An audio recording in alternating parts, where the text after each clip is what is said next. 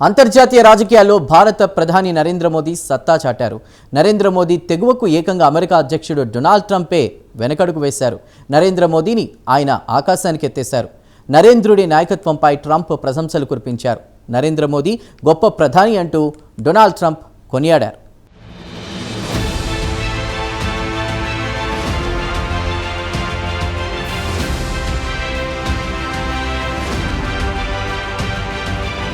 భారత్కు సంబంధించి అమెరికా అధ్యక్షుడు డొనాల్డ్ ట్రంప్ స్వరం మారింది.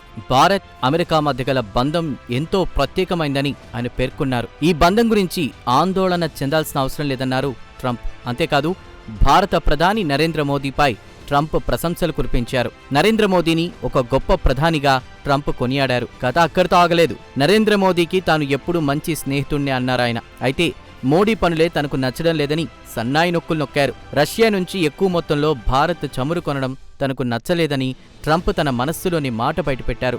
రెండు దేశాల మధ్య దౌత్య సంబంధాల సంగతి ఎలాగున్నా నరేంద్ర మోదీతో తనకు ఇప్పటికీ మంచి సంబంధాలు ఉన్నాయన్నారు డొనాల్డ్ ట్రంప్.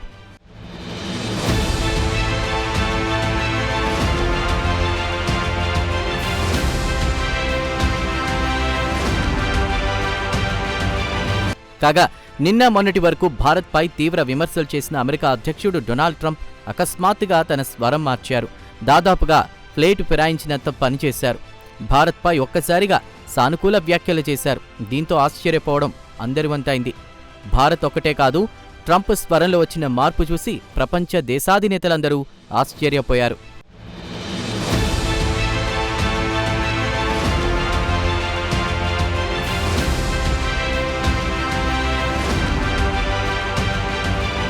ఇదిలా ఉంటే డొనాల్డ్ ట్రంప్ వ్యాఖ్యలపై నరేంద్ర మోదీ ఎక్స్ వేదికగా స్పందించారు.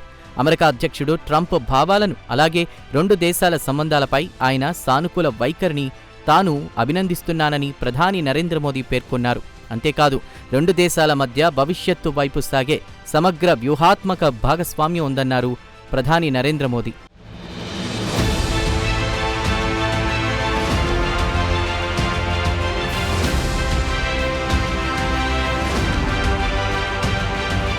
కాగా భారత్ అమెరికా సంబంధాలపై విదేశీ వ్యవహారాల మంత్రి ఎస్ జైశంకర్ కూడా మాట్లాడారు. అమెరికాతో భాగస్వామ్యానికి నరేంద్ర మోదీ అధిక ప్రాధాన్యత ఇస్తారని జైశంకర్ పేర్కొన్నారు. అంతేకాదు నరేంద్ర మోదీ డొనాల్డ్ ట్రంప్ మధ్య ఇప్పటికీ బలమైన వ్యక్తిగత సంబంధాలున్నాయన్నారు జైశంకర్.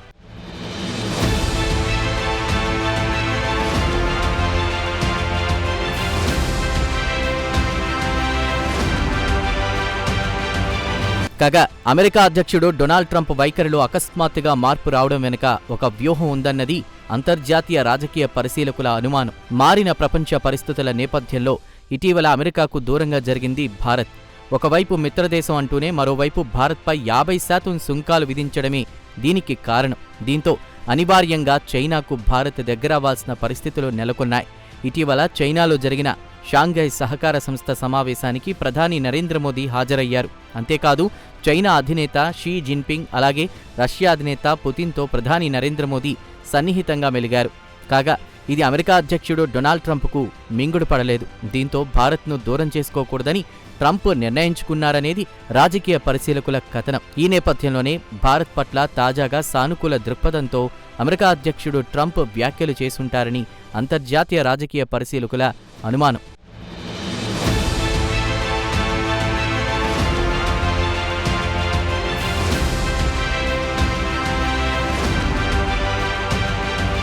కాగా 50% సుంకాలు విధించిన నేపథ్యంలో భారత్ కాళ్ల బేరానికి వస్తుందని ట్రంప్ మహాశయుడు భావించి ఉండొచ్చు.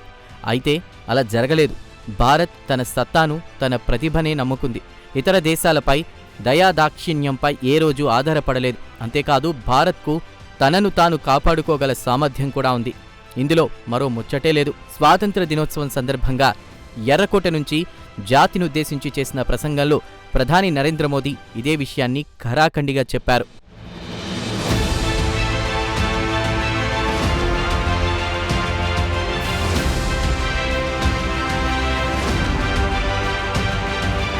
కాగా అమెరికా సుంకాల గురించి నరేంద్ర మోదీ ప్రస్తావించారు. అమెరికా సుంకాలకు భారత్ బెదిరేది లేదని ప్రధాని నరేంద్ర మోదీ తెగేసి చెప్పారు. అంతేకాదు రానున్న రోజుల్లో ప్రపంచ మార్కెట్ను భారతదేశం శాసిస్తుందని ఆయన జోస్యం చెప్పారు. ప్రపంచ మార్కెట్ను శాసించడం అంటే చిన్న విషయం కాదన్నారు. ఉత్పత్తుల్లో నాణ్యతను పెంచుకోవాల్సిన అవసరం కూడా ఉందన్నారు ప్రధాని నరేంద్ర మోదీ. తక్కువ ధర, అధిక నాణ్యతతో ప్రపంచ మార్కెట్లో పాగా వేయడానికి భారత్ సన్నద్ధం కావాల్సిన తరుణం ఆసన్నమైందని నరేంద్ర మోదీ చెప్పారు. అమెరికా చెప్పినట్లు ఆడ్డం కంటే రైతాంగ ప్రయోజనాలే తమకు ముఖ్యమని ప్రధాని నరేంద్ర మోదీ కుండబద్దలు కొట్టారు. సుంకాల దెబ్బకు భయపడి దేశ ప్రయోజనాలను అమెరికాకు తాకట్టు పెట్టే ప్రసక్తే లేదని ఆయన మరోసారి స్పష్టం చేశారు.